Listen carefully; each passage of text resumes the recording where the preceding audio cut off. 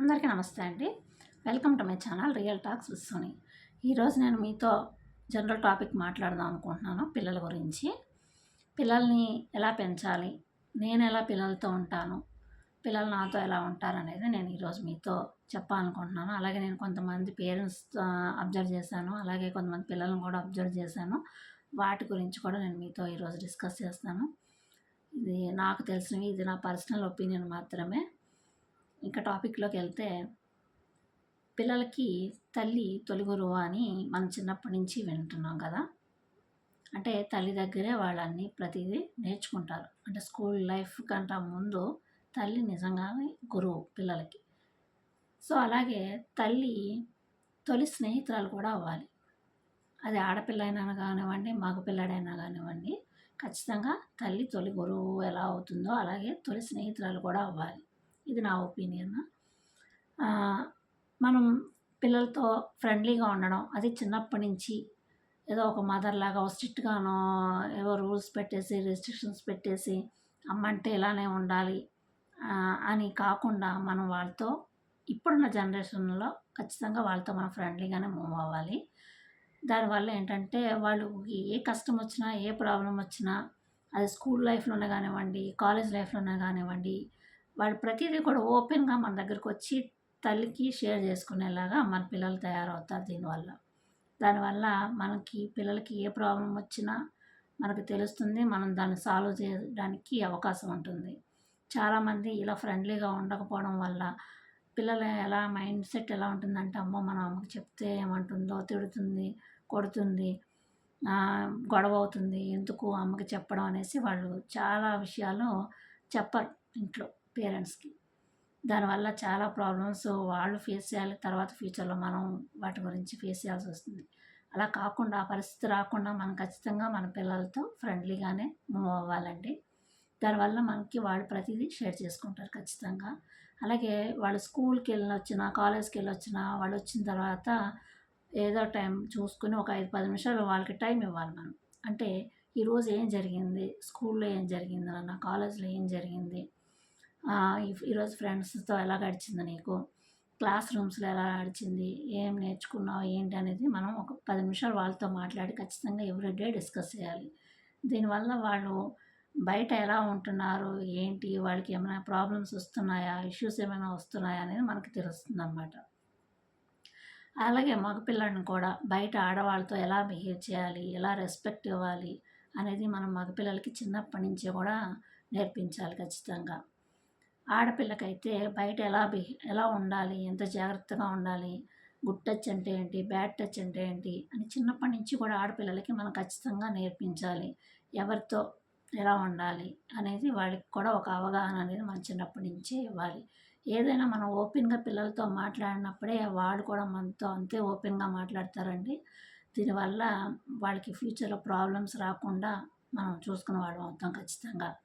అలాగే పిల్లలకి ఎక్కువ గారం పెట్టేసి, ఒక పిల్లాడు ఉన్నాడనో, ఇద్దరు పిల్లలు ఉన్నారనో, అరే మనం సంపాదించినంత వాళ్ళ కోసమే కదా, వాళ్ళకి ఏ లోటు రాకుండా చూసుకోవాలి, వాళ్ళకి ఏ ప్రాబ్లం రాకుండా చూసుకోవాలనేసి పిల్లలకి గారం పెట్టేసి వాళ్ళు అడిగినవన్నీ కొనివ్వడము కానివ్వండి, వాళ్ళు ప్రతిదీ వాళ్ళు ఏది అడిగితే అది చేసేసేటట్టు పేరెంట్స్ ఉంటారండి. అది కూడా కరెక్ట్ పద్ధతి కాదు. పిల్లలకి గారం కొన్ని కొన్ని విషయాల్లో పెట్టాలి, కొన్ని కొన్ని విషయాల్లో పెట్టకూడదు. అది దానివల్ల వాళ్ళని సంతోషపెట్టడమేమో కానీ తర్వాత ఖచ్చితంగా ఫ్యూచర్లో వాళ్ళు బాధపడతారు. దానివల్ల వాళ్ళని చూసి మనం బాధపడాలి. కాబట్టి పిల్లలకి ఎక్కువ గారం అనేది కొన్ని కొన్ని విషయాల్లో పెట్టకూడదు. వాళ్ళు అడిగిన వాళ్ళని కొనివ్వడం కూడా కరెక్ట్ కాదండి. ఎందుకంటే ఈరోజు మన దగ్గర ఉండొచ్చు ఫైనాన్షియల్గా, మనం అడుగుతున్న ప్రతిదీ కొనిచ్చేస్తుంటాం. రేపొద్దున మనకి ఏదైనా ఫైనాన్షియల్గా ప్రాబ్లం వస్తే వాళ్ళు అడిగింది మనం తీసి ఇవ్వకపోతే వాళ్ళ మనసు నిజంగా చిన్నబోతుంది. అంతేకాదు వాళ్ళు ఏవేవో నెగిటివ్ థింకింగ్ వాళ్ళలో పెరిగిపోతుందన్నమాట. అంటే ఏది అడిగినా మనకి తీసిచ్చే మన పేరెంట్స్ ఇప్పుడు ఎందుకు కొనివ్వట్లేదు, ఎందుకు నో చెప్తున్నారు అంటే మన మీద వాళ్ళకి ప్రేమ తగ్గిపోయింది, నన్ను ఇష్టంగా నా మీద ఇష్టం లేదు వాళ్ళకి, నన్ను ప్రేమగా చూసుకోవట్లేదని ఒక నెగిటివ్ మైండ్ సెట్లోకి వాళ్ళు వెళ్ళిపోతారు. కాబట్టి పిల్లలు ఏదన్నా అడుగుతున్నారంటే 1-10 సార్లు ఆ వస్తువు నిజంగా వాళ్ళకి అవసరమా లేదా అనేది యాజ్ ఏ పేరెంట్ మనం ఆలోచించాలి. వాళ్ళకి ఏముందని పాపం తెలీదు, అట్రాక్ట్ అవుతారు, ఏదన్నా చూడగానే నచ్చితే అది కావాలనిపిస్తుంది వాళ్ళకి. కానీ దానివల్ల అది కొనడం వల్ల వాళ్ళకి నిజంగా ఉపయోగం ఉందా లేదా అనేది వాళ్ళకి తెలియదు కాబట్టి, అది మనకి తెలుసు, ఒక అవగాహన ఉంటుంది కాబట్టి మనం ఖచ్చితంగా తెలుసుకొని అది వాళ్ళకి కూర్చోబెట్టి చెప్పాలండి. ప్రతిదీ కొనివ్వడం కూడా కరెక్ట్ కాదు. దానివల్ల వాళ్ళు మొండిగా తయారైపోతారనమాట. మనం అడిగిన ప్రతీది కొనివ్వడం వల్ల రేపొద్దున ఏదైనా కొనివ్వలేని పరిస్థితిలో మనకు వచ్చినప్పుడు వాడు దాన్ని యాక్సెప్ట్ చేయలేరు.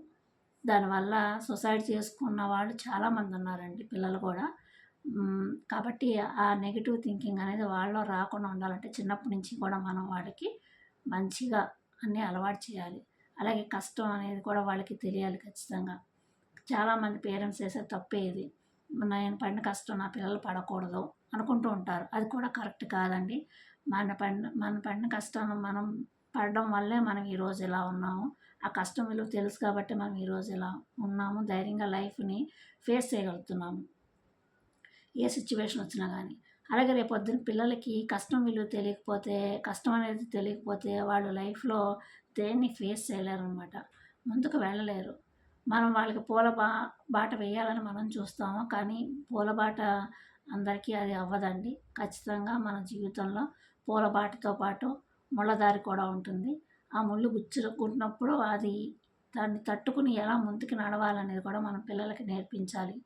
అంతే తప్పించి మనం ఏ కష్టం రాకుండా మన పిల్లల్ని చూసుకోవాలనేది కూడా కరెక్ట్ కాదు. మీకు ఉన్నంతలో మీరు పెట్టుకుంటారు, చూసుకుంటారు, అది వేరే విషయం.